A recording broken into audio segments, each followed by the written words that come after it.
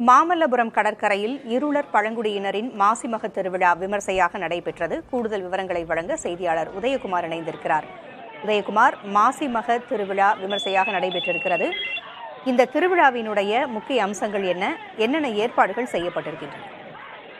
பூங்குழலி ஆண்டுதோறும் நடைபெறும் மாசிமக திருவிழாவையொட்டி தமிழகத்தில் பல்வேறு பகுதிகளிலிருந்து இருளர் மக்கள் மாமல்லபுரம் கடற்கரையில் ஆண்டுதோறும் கூடி விமர்சையாக தங்கள் குலதெய்வமான கன்னியம்மன் வழிபட்டு 7 படிகள் அமைத்து அதன் மீது சிலை வைத்து பூஜை செய்து வழிபடுவார்கள். பின்பு அவரவர் குடும்பத்திலிருந்து ஆயிரக்கணக்கானோர் தமிழகம் மட்டுமல்ல வெளி மாநிலங்களிலிருந்தும் ஆயிரக்கணக்கானோர் வந்து இப்பகுதியில் வந்து சாமி இரவு தங்கி சாமி தரிசனம் செய்து இந்த ஆண்டு வேண்டிக் கொண்டு செல்பவர்கள் அடுத்த ஆண்டு தங்கள் மகனுக்கோ மகளுக்கோ திருமணம் நடைபெறும் என வேண்டிக் கொண்டு சென்றவர்கள் இந்த ஆண்டு இந்த பகுதியில் வந்து திருமணம் மற்றும் சுப நிகழ்ச்சிகள், காதுகுத்தல் உள்ளிட்ட நிகழ்ச்சிகள் நடப்பது வழக்கம்.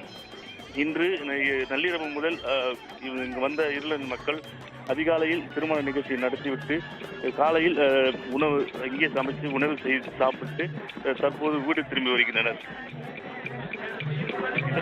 மக்கள் கூட்டமாக அங்கு கலந்திருப்பதை பார்க்க முடிகிறது. கடற்கரையிலும் இந்த நிகழ்வு நடைபெற்று வருகிறது. காவல்துறையினர் பாதுகாப்பு இருக்கிறதா? இத்தனை பேர் கூடியிருக்கிறார்கள், என்ன பாதுகாப்பு ஏற்பாடுகள் செய்யப்பட்டிருக்கு? அதாவது நகராட்சி சார்பில் இவர்களுக்கு தேவையான குடிநீர், விளக்கு, மின் விளக்கு வசதிகள் ஏற்படுத்தப்பட்டது. அதே போன்று மாமல்லபுரம் போலீசார் ரோந்து பணியில் ஈடுபட்டனர். இவர்களுக்கு தேவையான அடிப்படை வசதிகள் செய்வது மட்டுமல்லாமல் காவலர்கள் ரோந்து பணியிலும் ஈடுபட்டனர். தகவல்களை வழங்கியமைக்கு நன்றி உதயகுமார்.